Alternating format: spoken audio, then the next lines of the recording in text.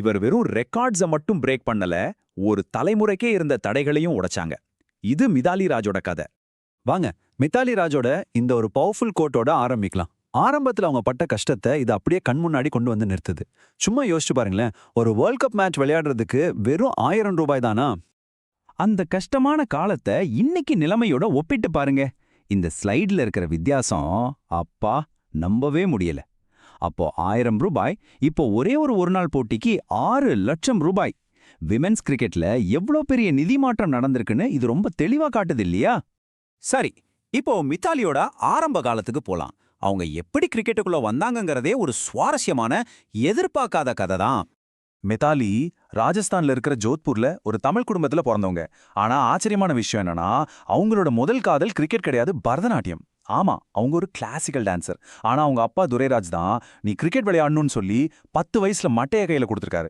தன்னோட முதல் விருப்பமான நடனத்தை கிரிக்கெட்காக விட்டு கொடுக்க வேண்டியிருந்தது. அடுத்ததா நம்ம பார்க்க போறது மிதாலியோட கரியர்ல ஒரு முக்கியமான கட்டம். அதாவது ஃபீல்டுல அவங்க பட்டைய கிளப்பிட்டு இருந்தப்போ ஃபீல்டுக்கு வெளியில விமன் கிரிக்கெட்டர்ஸோட நிலைமை ரொம்பவே மோசமா இருந்துச்சு. இந்த டேபிள்ல பாத்தீங்கன்னா அந்த முரண்பாடு உங்களுக்கு நல்லாவே புரியும். ஒரு பக்கம் 2005ல வேர்ல்டு கப் ஃபைனல் வரைக்கும் டீமை கூட்டிட்டு போனது மாதிரி பெரிய பெரிய சாதனைகள், இன்னொரு பக்கம் சரியா சம்பளம் இல்ல, எந்த வசதியும் இல்ல, ஏன் சாதாரண ஜெனரல் கம்பார்ட்மெண்ட்ல தான் டிராவல் பண்ண வேண்டியிருந்துச்சு. எவ்வளோ பெரிய வித்தியாசம் பாருங்க. சோ இந்த கஷ்டங்களுக்கெல்லாம் என்ன காரணம்? அப்போ விமென்ஸ் கிரிக்கெட்டை பார்த்துக்கிட்ட அமைப்புக்கு பேரு WCAI.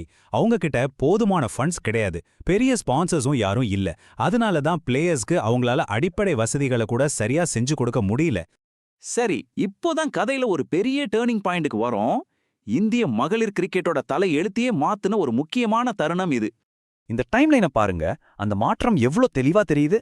1999ல இன்டர்நேஷனல் டெபியூ, 2005ல அவ்வளோ கஷ்டங்களுக்கு நடுவுல வேர்ல்ட் கப் ஃபைனல். ஆனா அந்த உண்மையான கேம் சேஞ்சர் எப்போ நடந்ததுன்னா 2006ல. அப்பதான் BCCI விமென்ஸ் கிரிக்கெட்டை தங்களோட கண்ட்ரோல் எடுத்துக்கிட்டாங்க. அதோட உச்சகட்டமா 2022ல ஆண் பெண் 2 பேருக்குமே சமமான மேட்ச் ஃபீஸை அறிவிச்சாங்க. BCCI உள்ள வந்ததும் என்னெல்லாம் மாறிச்சு தெரியுமா? முதல்ல நல்ல ஃபைனான்ஷியல் சப்போர்ட் கிடைச்சுது. அப்புறம் பெட்டரான ட்ரெய்னிங் வசதிகள், இன்ஃப்ராஸ்ட்ரக்சர் எல்லாம் வந்தது. ஒவ்வொரு மேட்சுக்கும் சம்பளம் கொடுக்க ஆரம்பிச்சாங்க. கடைசியா சென்ட்ரல் கான்ட்ராக்ட்ஸ் முறையையும் கொண்டு வந்தாங்க. மொத்தத்துல விமென்ஸ் கிரிக்கெட் ஒரு ப்ரொஃபஷனல் லெவலுக்கு போச்சு. இப்போ அவங்களோட விடாமுயற்சி, புதுசா கிடைச்ச சப்போர்ட், இது எல்லாத்துக்கும் கிடைச்ச ரிசல்ட்டை பத்தி பார்க்கலாம். அவங்க எப்படி இந்த கேமோட GOAT, அதாவது கிரேட்டஸ்ட் ஆஃப் ஆல் டைம் ஆனாங்கன்னு பார்க்கலாம். இந்த நம்பர்ஸை பாருங்க, சும்மா மிரள வைக்குது. உமன்ஸ் இன்டர்நேஷனல் கிரிக்கெட்ல அதிகபட்சமா 10,868 ரன்கள். 6 வேர்ல்ட் கப்ல விளையாடின ஒரே கிரிக்கெட்டர். 22 வருஷத்துக்கும் மேல ஒரு நீண்ட நெடிய கிரிக்கெட் பயணம். இந்த ஸ்டாட்ஸ் எல்லாம் ஒண்ணுதான் சொல்லுது, அவங்க இந்த விளையாட்டுல எவ்வளவு பெரிய ஆதிக்கம் செலுத்தியிருக்காங்க, எவ்வளவு காலம் நிலைச்சு நின்னு இருக்காங்கன்னு.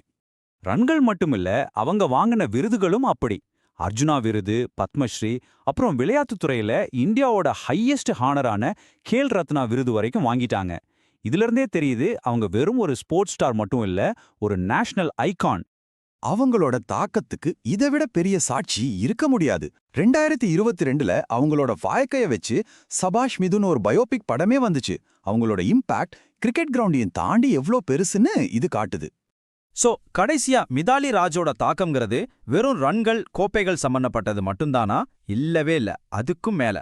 ஒரு மேட்சுக்கு வெறும் ₹1000 சம்பளத்துல ஆரம்பிச்சு இன்னைக்கு உலகமே கொண்டாடுற ஒரு லெஜெண்டா மாறின அவரோட பயணம் உண்மையிலே ஒரு பெரிய இன்ஸ்பிரேஷன். அவங்க ஒரு விளையாட்டோட போக்கே மாத்திட்டாங்க. இப்ப கேள்வி என்னன்னா, அடுத்த விளையாட்ட, அடுத்த துறைய இதே மாதிரி மாத்த போற அடுத்த ஆள் யாரு? ஒருவேளை அது நீங்களா கூட இருக்கலாம் இல்லையா?